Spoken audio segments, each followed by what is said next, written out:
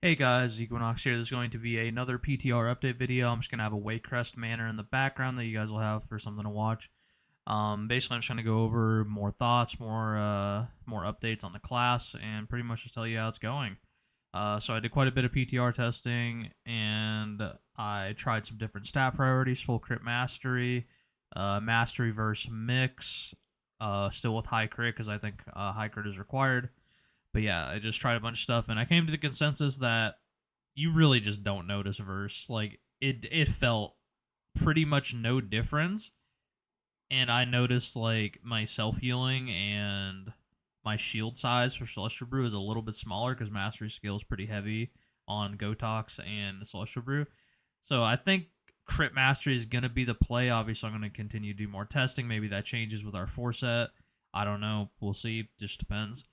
So I think right now Crit Mastery is the move. That's what I've been playing on live, and you really just don't notice the DR from Verse. It scales so poorly, and you need so much Verse investment to make it worth it. As far as trinkets go, so they nerf trinkets and weapons. They nerf the Thorncaller Claw, which is the raid one-hander. They nerfed that over the weekend. It went from doing about 6-7% of my overall to 1 to 2%. The Farok two-handed staff also does about 2% overall, so they're about even now. And then dual just strictly better than one-handers right or two-handers right now, so it's just gonna be better. The one issue is the Thorncaller Claw. It does have reduced stat weights, so it's gonna have less secondaries, less main stat. As of right now, I do not know if that will change. Maybe it changes and it's just strictly better. I don't know. Maybe it's strictly worse. We'll see. We'll see how it plays out. But right now, Thorncaller Claw is a little bit better overall because you get dual wield, you get double enchants, double runes, an extra 310 mastery. So yeah. Moving on to trinkets. Farok's Tainted Rage Heart, which is just the tank trinket that does a bunch of damage. It's doing about 3.5 to 4% of my overall right now. It's the trinket from the last boss. Very, very good. On you shield. The shield's very weak, I'll be honest. It's mostly just a damage trinket. But it has a little bit of defensive benefit. It's mostly just a damage trinket, though. And for your secondary trinket, it's just going to be one of the two Mega Dungeon trinkets, Mirror Fractured Tomorrows. You can get that on live. Or it's going to be the Prophetic Stone Scales, which is the Cheat Death trinket. So one of those two trinkets from the Mega Dungeons, or you're going to get Pip's Emerald Friendship Badge. This is from Council.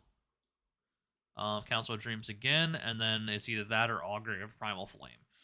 So, Pips is literally just a secondary stat stick. It's another version of Whispering Incarnate Icon or Ominous Chromatic Essence. It's just another stat stick, basically. It's just, yeah, that's basically all it is. And then Augury is just crit and a bunch of fire damage. It's a pure DPS trinket. This will be your tyrannical trinket, most likely. And on 4 weeks, you'll run Prophetic Stone Scales, which is the Cheat Death trinket. If you do not raid, what I recommend is just running both Mega Dungeon trinkets, Mirror Fractured Tomorrows and the Cheat Death trinket. That is basically what I would run on live too, honestly. Mirror is extremely good, especially with Mastery stacking, so highly recommend that. And yeah, it doesn't look like we're going to get... Our trinkets really aren't too reliant on raid again, so that's amazing. Love that.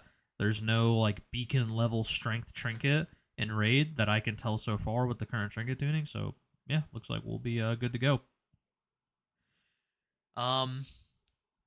Again, 4-set still doesn't work. 2-set still overhealing with Verse. So the deal with the 2-set right now is it's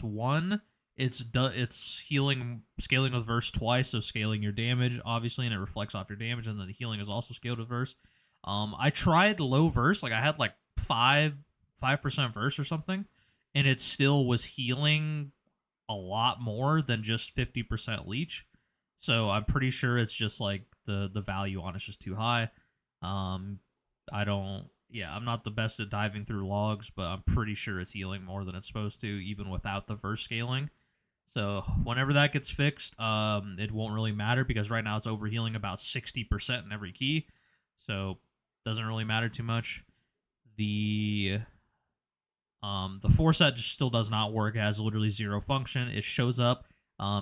It shows up and does like the absorb on your health bar. All the indicators are there, but it's not actually absorbing any stagger right now. So once we get all that information correct and it's able to be tested, we'll know more about Brew's strength. Now let's talk about their strengths in the dungeons. So did more testing, Every dungeon besides the mega dungeons, brew feels amazing in. The mega dungeons are very, very heavy magic damage, like insanely heavy magic damage. Galakron's Fall, which is the first half, is way higher magic damage because the trash to manifest time waves is heavy as magic damage autos. A lot of it is, not all of it, but a lot of it is. And then there's heavy tank busters with magic damage with untwist or something like that. So there's going to be a lot of magic damage in the mega dungeons, which is not going to be it's not going to be great for us, but we'll be able to figure it out. With we might have to be running dampen harm, so we'll see about that. Hopefully we don't have to run dampen, because I don't really like running dampen, but with the way it's tuned now, we actually might be running dampen, especially for Murzon's Rise. So Murzon Rise is the second half. It has Chronolord Deos as the last boss. That boss does an insane amount of tank damage. The constant breaths and the ads pelting you constantly, you can't kick them. You're just taking a crap ton of magic damage, so that's going to be something we have to work around. I'm not exactly sure, but I think we're pretty much gonna have to run like double defensive trinket setup just for that half, especially on Tyrannical, just for that boss, just because you just take so much damage. You'll definitely need cheat, so cheat trinket and then like an absorb trinket or something along those lines. You might even have to use tree mouse, but we'll see. But I think what you'll run is dampen. You'll run dampen, diffuse, and then double defensive trinkets. That's just because it's overtuned. Obviously, if it gets tuned down, you won't need all that. But for right now, that's what it's going to look like. But every dungeon besides the mega dungeon, we're looking good in. But the mega dungeon's overtuned, so I mean, it's whatever, right? Like everybody knows it's overtuned. Also, I just flopped because I'm bad and forgot my transcendence. But yeah, Monk's looking pretty good right now. The damage is really solid. The 4-set obviously not working hinders our defense, so that'll be shored up when the 4-set actually works. Yeah, everything looks good. Our utility's good. Disease Dispel and Poison Dispel get a lot of value. Tiger's Lust gets value on removing roots and stuff. Diffuse, I have not seen like almost any reflect value, maybe like some very minor ones, but diffuse has pretty much gotten no reflect value, which is weird because this season there's quite a couple of good ones.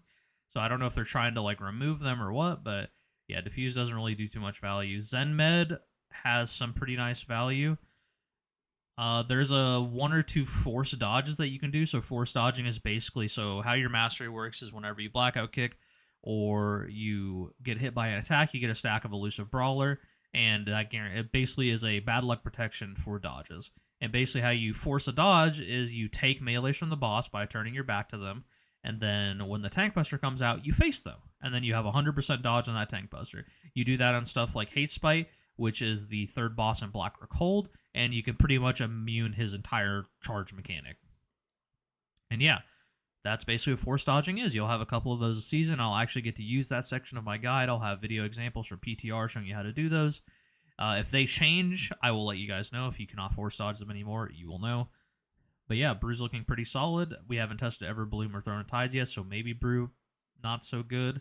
Prop Pally's looking quite strong because it deals with magic damage a lot better. But Brew is looking much better than it did last season at the same point in PTR. So, looking good for us. Hopefully, it changes to be even better once our 4-piece gets fixed. I will let you guys know as soon as that happens, and you'll see a video on it. So I hope you guys enjoyed the video. Hope this is informative. Hope you enjoyed the background gameplay. If there's any specific information for PTR you want to know, put it in the comment section down below. Yeah, have a wonderful day. Appreciate you guys. Peace out. See you on the next video.